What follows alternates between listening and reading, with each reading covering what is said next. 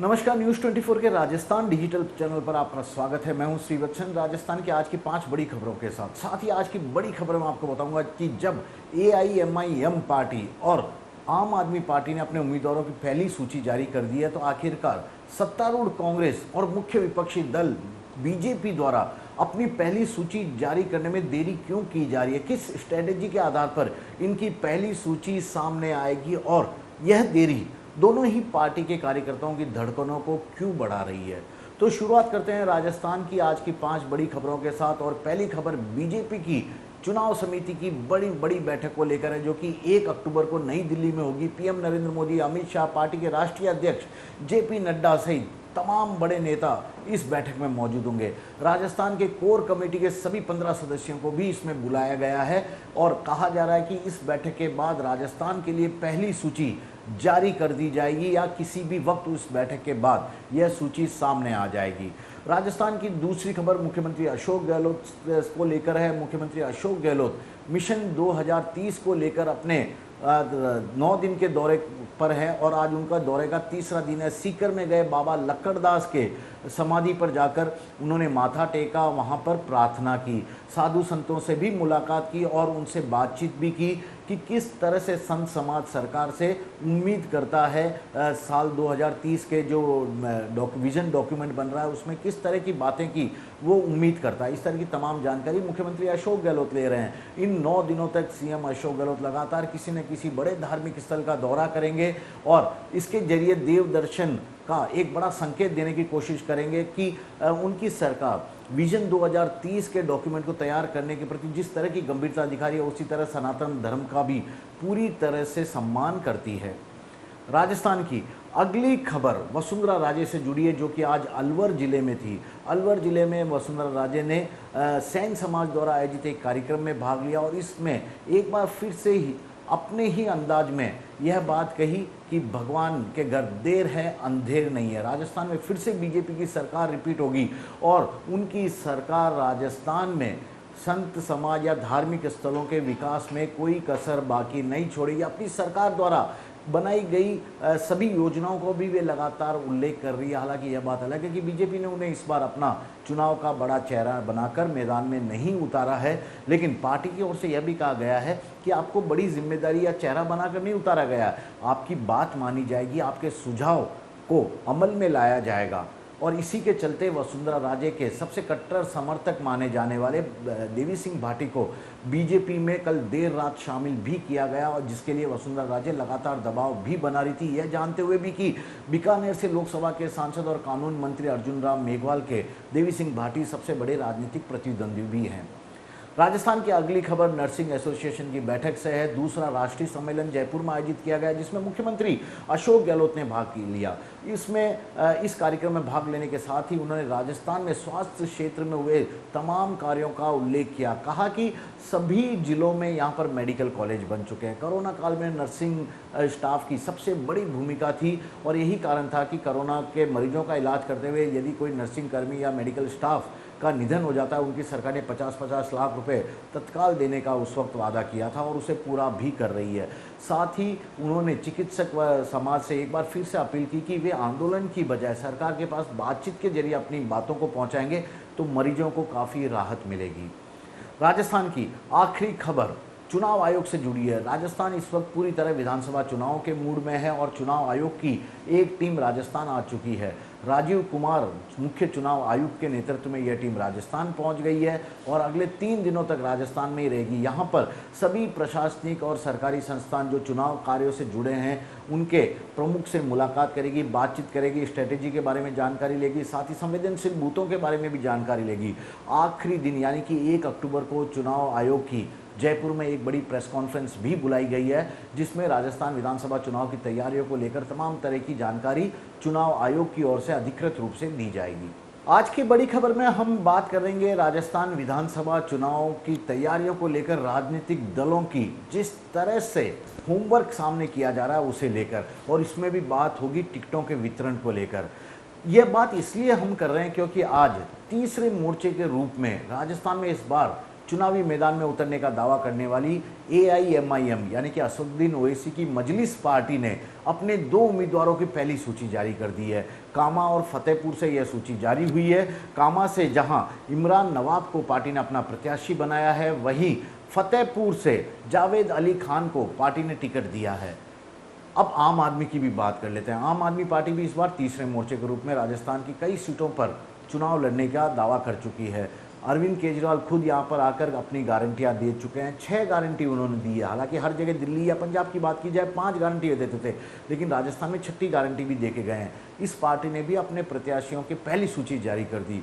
ऐसे में सवाल यह उठता है कि राजस्थान की सबसे बड़ी पार्टी कांग्रेस और बीजेपी आखिरकार क्यों अब तक अपने प्रत्याशियों की सूची वक्त पर जारी नहीं कर पा रही है। वह भी उस वक्त जब कांग्रेस ने साफ कह दिया था कि इस बार के विधानसभा चुनाव के लिए वह करीब 2 महीने पहले यानी कि सितंबर के आखिर तक वह चुनाव की पहली सूची जारी कर देगी। लेकिन सितंबर का अंतिम हफ्ता भी आ गया, अंतिम दिन भी आ जाएगा एक 24 घंटे बाद।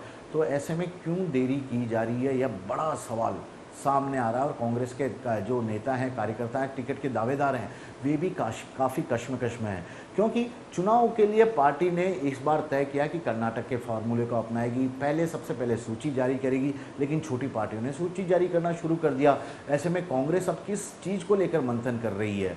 क्या दावेदार ज़्यादा हैं या कोई और स्पेशल रणनीति बनाई जा रही है कांग्रेस पार्टी में? इसे लेकर चर्चाओं का दौर जारी है। और इसी चर्चाओं के दौर के पीछे पार्टी के बड़े नेता, जिन्हें की चुनाव की अहम भूमिका भी दी गई है, स्क्रीनिंग कमेटी के प्रमुख मधुसूदन मिस्त्री एक बार फिर से आज जयपुर आ रहे हैं। जयपुर में आने के बाद वे पार्टी के तमाम नेताओं से बातचीत करेंगे। जो फाइनलाइज करके नामों का पैनल उन्हें दिया जाएगा, उसे लेकर वे कांग्रेस हाईकमान के पास जाएंगे। और उसी के बाद कहा जा रहा है कि सितंबर के पहले हफ्ते में कांग्रेस अपने प्रत्याशियों की पहली सूची जारी कर देगी। उम्मीदें काफ़ी है, कयास भी काफ़ी लगाए जा रहे हैं, लेकिन जो राजनीतिक बड़ी पार्टियां हैं वे जल्दीबाजी में टिकटों को जारी करने में कोई हड़बड़ी नहीं करना चाहती, क्योंकि अच्छी तरह से जानती है कि इस बार फूक फूक कर कदम रखना पड़ेगा। राजस्थान का विधानसभा चुनाव इस बार काफ़ी रोचक होने वाला है, क्योंकि सीधा सीधा मुकाबला अशोक गहलोत सरकार और नरेंद्र मोदी सरकार की योजनाओं के बीच में है, और दोनों ही पार्टी दमखम के साथ इस चुनाव मैदान में है। साथ ही जो राजस्थान जीतेगा, वहाँ से एक बड़ा संकेत भी पूरे देश में देने की कोशिश की जाएगी। इसे सेमीफाइनल माना जा रहा है लोकसभा चुनाव से पहले। तो राजस्थान को लेकर कोई भी अपने होमवर्क में कोई कमी बाकी नहीं रखना चाहेगा। अब बात कर लेते हैं मुख्य विपक्षी दल बीजेपी की। बीजेपी में भी टिकटों के वितरण को लेकर इसी तरह का कुछ कश्मकश चल रहा है। हालांकि कहा यह जा रहा था कि एक बार परिवर्तन यात्रा खत्म हो जाए, 25 सितंबर को जो हो भी गई है, तो परिवर्तन यात्रा खत्म होने के बाद बीजेपी अपने उम्मीदवारों की सूची जारी कर देगी। लेकिन अभी तक बीजेपी की चुनाव समिति की बैठक राजस्थान को लेकर तो नहीं हुई है। मध्य प्रदेश में जारी हो गया है सूची, तो ऐसे में राजस्थान में क्यों देरी बढ़ती जा रही है?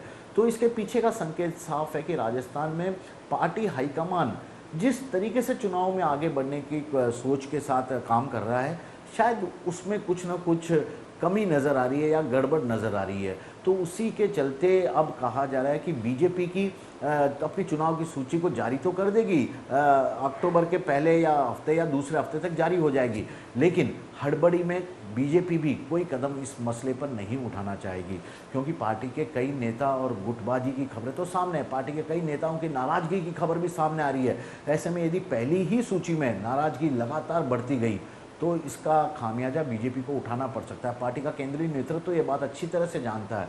अलग अलग गुट बटे हुए हैं, अलग अलग नेता हैं जो कि अपने समर्थकों को टिकट दिलाने के लिए भरसक कोशिश कर रहे हैं। हालांकि कांग्रेस और बीजेपी दोनों ने ये बात साफ कर दी है, जीता हुआ टिकाऊ उम्मीदवारों को ही टिकट दिया जाएगा, और यही एक क्राइटेरिया होगा। पैराशूट उम्मीदवारों को इस बार टिकट नहीं देगा, जैसा कि हर बार हर पार्टी यही बोलती है कि पैराशूट उम्मीदवारों को टिकट नहीं मिलेगा। लेकिन स्थानीय प्रतिनिधियों के साथ दोनों ही दलों ने अपने अपने रूप से तरीके से सर्वे भी करवा लिया है, और उस सर्वे में पार्टी के जो 3-4 नामों के पैनल तैयार हुए हैं, उसमें से एक नाम को चुनना बहुत आसान काम नहीं होता है, क्योंकि दावेदार हर पार्टी में हर सीट पर 4 से 5 हैं। 3 लोगों का नाम गया है, और जो बाकी 2-3 लोग एक्स्ट्रा नाम होते हैं वे भी जाएंगे। तो ऐसे में दमखम कौन ज़्यादा लगा पाएगा, नेताओं के पास अपनी बात को कौन बेहतर तरीके से राजनीतिक समीकरणों के आधार पर रख पाएगा, उसी पर टिकट का फैसला होगा। और इसी बीच में कहा जा रहा है कि पार्टी की चुनाव समिति की बैठक बीजेपी की नई दिल्ली में 1 अक्टूबर को होने वाली है, जिसमें पीएम नरेंद्र मोदी मौजूद होंगे, अमित शाह मौजूद होंगे, पार्टी के राष्ट्रीय अध्यक्ष जेपी नड्डा मौजूद होंगे। राजस्थान के कोर कमेटी के सभी नेताओं को भी इस बैठक में बुलाया गया, क्योंकि राजस्थान के चुनाव से जुड़ी यह अहम बैठक है। तो ये नेता कल नई दिल्ली के लिए रवाना हो जाएंगे, कोर कमेटी के सभी सदस्य। इसमें वसुंधरा राजे भी मौजूद होगी, यानी कि वसुंधरा राजे से भी राय शुमारी की जाएगी, उनसे भी उनकी राय पूछी जाएगी कि किस तरह से पार्टी को टिकट वितरण के लिए आगे बढ़ना चाहिए। वैसे भी पार्टी ने साफ संकेत दिया है कि मध्य प्रदेश की रणनीति के आधार पर ही इस बार राजस्थान में भी टिकटों का वितरण किया जा सकेगा, यानी कि राजस्थान में भी कई सांसद और केंद्रीय मंत्रियों को इस बार विधानसभा का चुनाव लड़ाया जा सकता है। तो ऐसे में सभी राजनीतिक दल की नज़रें भी बीजेपी के इस टिकट का जो पहली सूची जारी होगी उस पर है, और ख़ासतौर पर बीजेपी नेताओं की, क्योंकि राजस्थान में यदि बात की जाए तो सतीश पूनिया हैं, राजेंद्र राठौड़ अलग काम कर रहे हैं, वसुंधरा राजे है, गजेंद्र सिंह शेखावत है, ओम बिड़ला हैं। तो ऐसा कहा जा रहा है कि ये अपने अपने समर्थकों को अपने अपने संभाग में टिकट दिलाने के लिए पूरी कोशिश करेंगे, सभी राजनीतिक समीकरणों को रखते हुए। और वसुंधरा राजे की तो बात ही क्या की जाए, क्योंकि उनके साथ काफ़ी सारे जो वर्तमान सांसद हैं, वर्तमान विधायक हैं, वे जुड़े हुए हैं।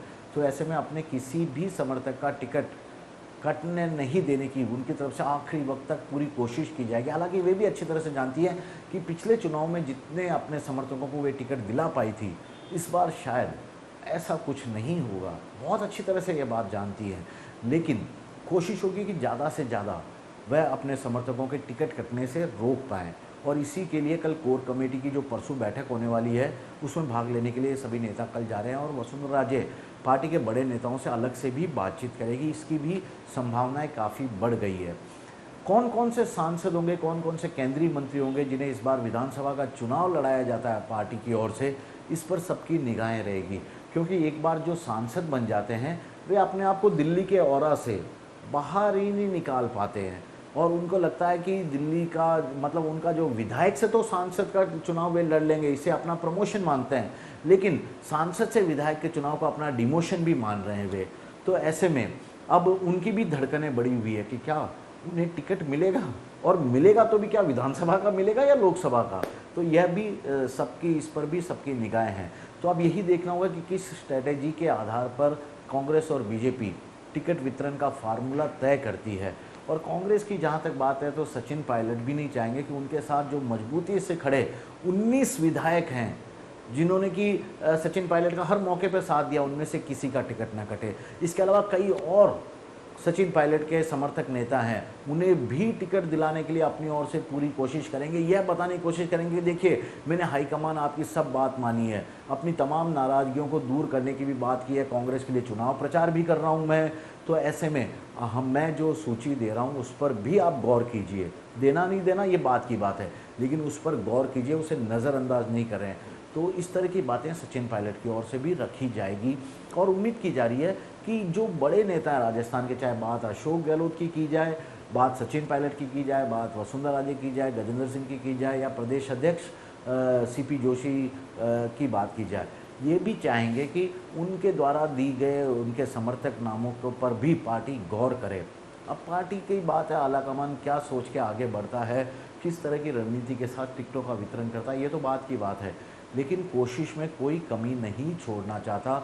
जहाँ तक अशोक गहलोत की बात है, मुख्यमंत्री तो बार बार ये बात कहते रहे कि उनके साथ मजबूती से खड़े विधायकों के चलते ही, चाहे वो निर्दलीय हो, चाहे कांग्रेस पार्टी के हो, चाहे दूसरी पार्टी की जो सरकार को समर्थन दे रहे हो, उन्हीं के चलते 5 साल तक राजस्थान में कांग्रेस की सरकार चली है।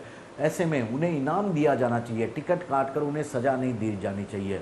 तो ऐसे में वे अपने समर्थक सभी विधायक जो सरकार के साथ मजबूती से खड़े थे, उन्हें उनका टिकट कटने से रोकने के लिए हाईकमान के पास आखिरी वक्त तक दम लगाते नजर आएंगे। बात चाहे कुछ भी हो, अशोक गहलोत नहीं चाहेंगे कि उनके सरकार को बचाने वाले विधायक में से किसी का भी टिकट कटे, चाहे माहौल चाहे इस वक्त उनके पक्ष में थोड़ा कमज़ोर क्यों ना हो। यह है कि थोड़ा और ज़्यादा कोशिश उन्हें करने के लिए कहा जाएगा कि वे और बेहतर करके दिखाएं अपने इलाके में, अपने सुधारें। हालांकि खुद अशोक गहलोत जानते हैं कि उनके जो ज़्यादातर विधायक हैं, जनता के बीच में उनकी छवि बहुत ज़्यादा अच्छी नहीं है, नाराज़गी सामने है। तो ऐसे में इस नाराज़गी को कैसे दूर किया जाए, इसके लिए वे पहले ही प्लान तैयार कर चुके हैं, जिसे हाईकमान के सामने टिकट की सूची जारी होने से पहले रखेंगे भी। अब यही देखना है कि किस तरह से कांग्रेस बीजेपी इन चुनाव में टिकट वितरण को लेकर आगे बढ़ती है और टिकट वितरण का फार्मूला इस बार राजस्थान में किस तरह से इन दोनों बड़ी पार्टियों का रहेगा।